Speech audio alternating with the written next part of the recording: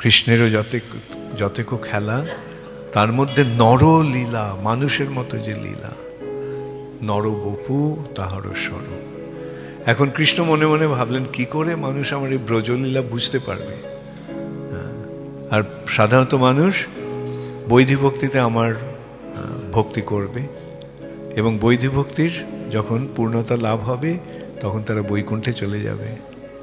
তাহলে বৈকুণ্ঠে চলে গেলে সেখানে তো নিত্যস্থিতি, তাহলে ওখান থেকে ওরা আসবে কি করে বৃন্দাবনে?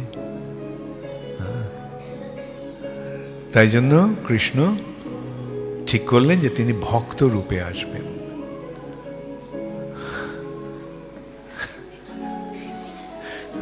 একজনের কান্না শুনে আরেকজন কাঁদতে শুনে,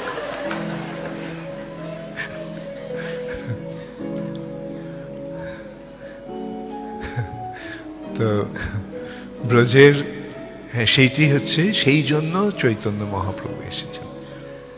তাই জন্য আমাদের এখানে বুঝতে হবে চৈতন্য মহাপ্রভু যে বস্তুটি দিলেন সেটা আগে কখনো দেওয়া হয়নি। অনর্পিত চরিং চিরাত করুণায়াবতীর্ণ কলৌ। অনর্পিত, অর্পণ মানে দেওয়া, আর অনর্পিত মানে অনটা কি করছে, নেতিবাচক, না করছে। আহার অনাহার, তাই না? আহার নেই মানে অনাহার। হ্যাঁ,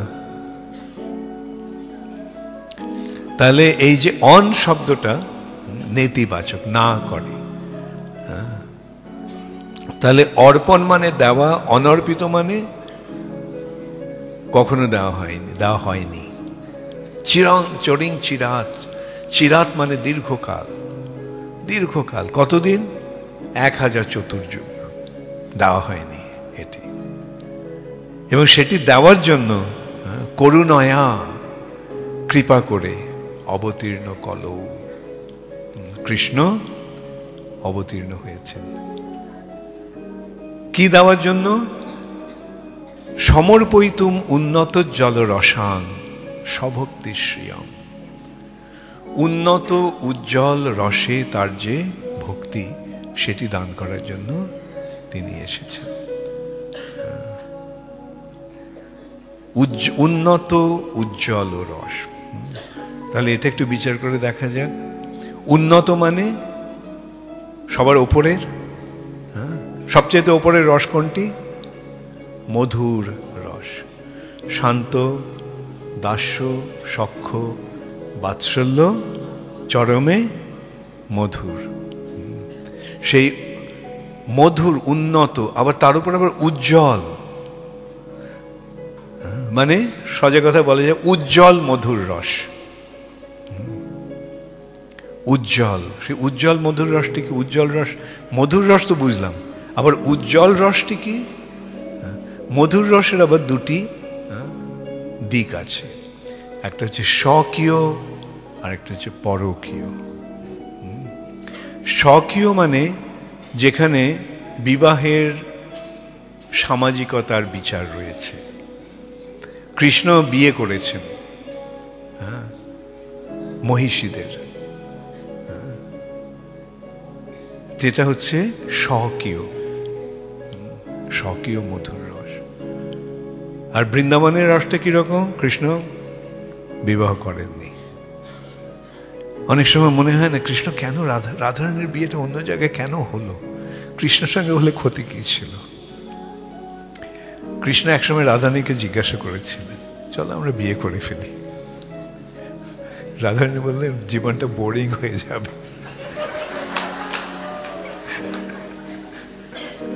অর্থাৎ এই যে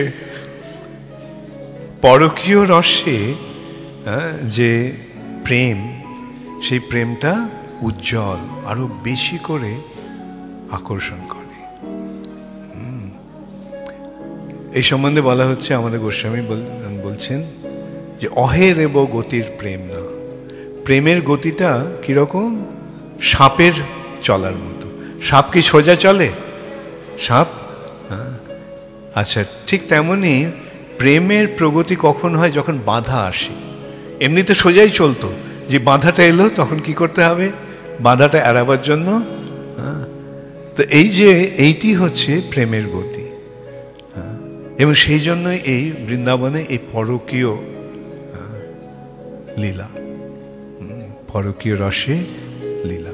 এখানে প্রশ্ন আসছে যে তাহলে তো এটা তো অশালীন হচ্ছে, এটা তো ঠিক ইয়ে নয়।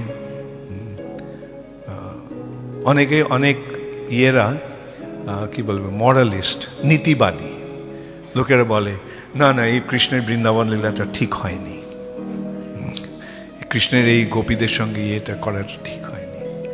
একদিক দিয়ে তাদের কথাটা ঠিকই, হ্যাঁ, কেন যজ্জদ আচরতি শ্রেষ্ঠ তত্ত্ব দেবে তরজনা, হ্যাঁ, যে শ্রেষ্ঠজন যেভাবে আচরণ করে জনসাধারণ সেটা অনুসরণ করে।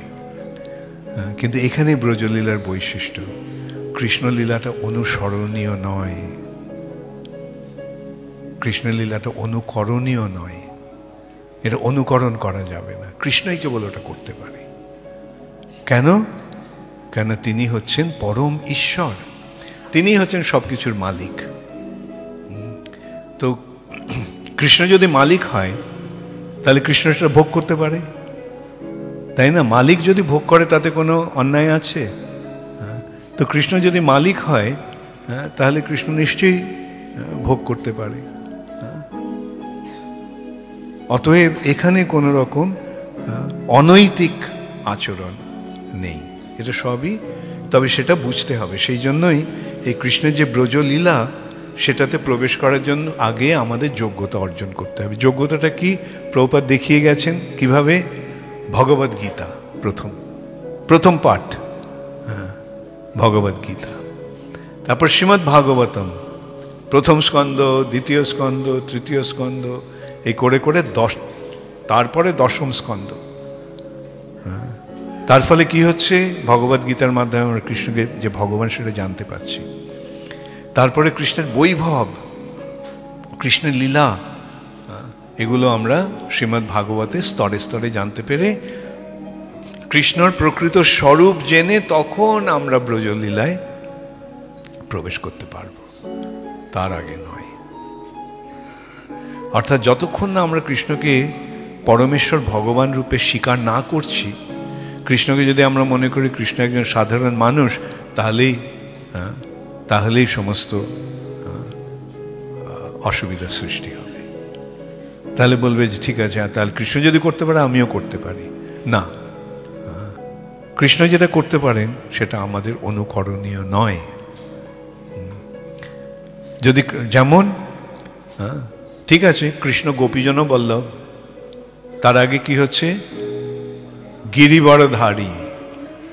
তুমি যদি গোপীজন বল্লভের অনুকরণ করতে চাও তাহলে গিরিবরধারীর অনুকরণটা আগে করো।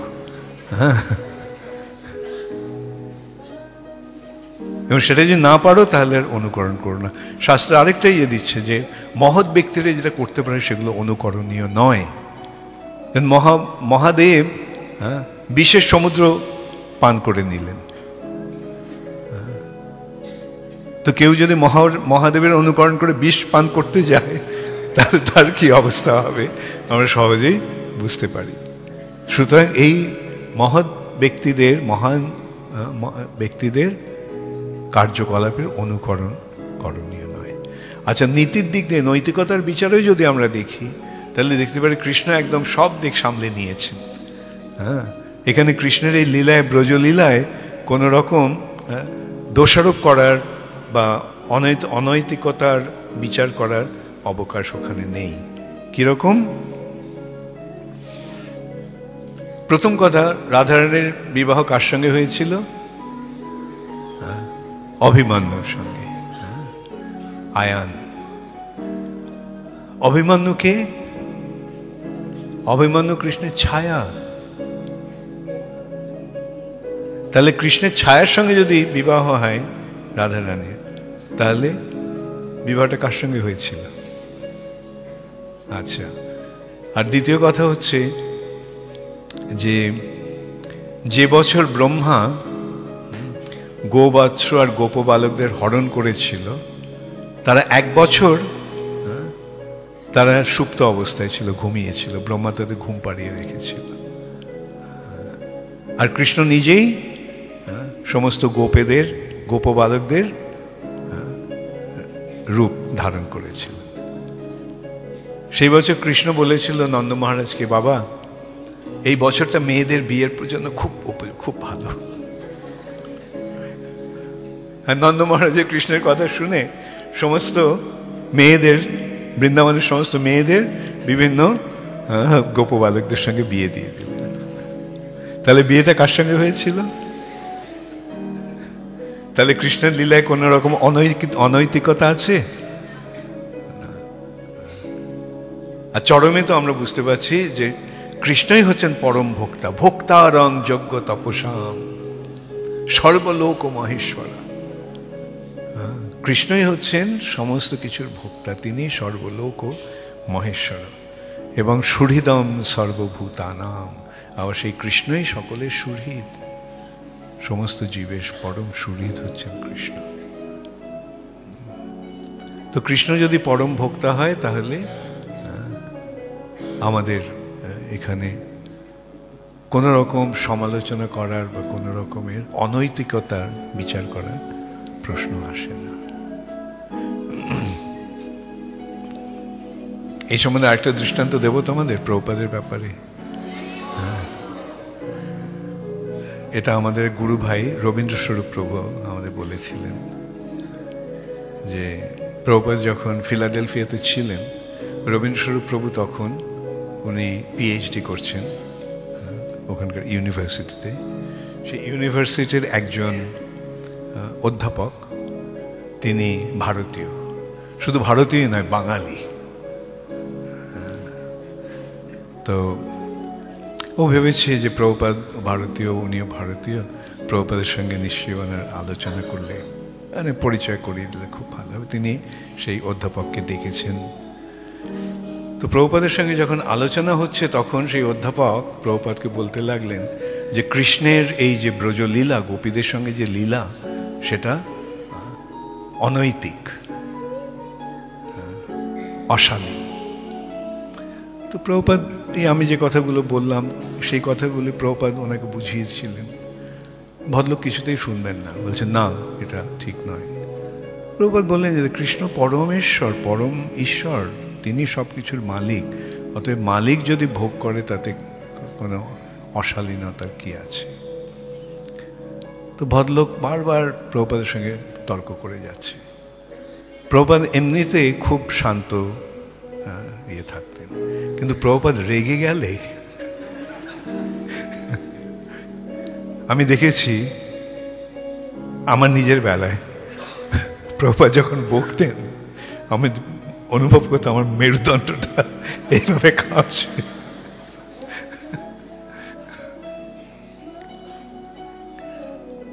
তো প্রভুপাদ খুব রেগে গিয়ে ওনাকে চরমে বললেন যে ইংরেজিতে, রবীন্দ্রস্বরূপ প্রভু আমাকে বলেছেন, ওটাকে আমি প্রথমে ইংরেজিতেই বলি, যে উনি বলছেন যে Krishna's relationship with the gopis in Vrindavan was immoral, অনৈতিক। সেটাই হচ্ছে তার বিষয়বস্তু বলার। প্রভুপাদ চরমে রেগে গিয়ে কি বললেন? Your relationship with your wife is immoral because you have stolen Krishna's property and enjoying her.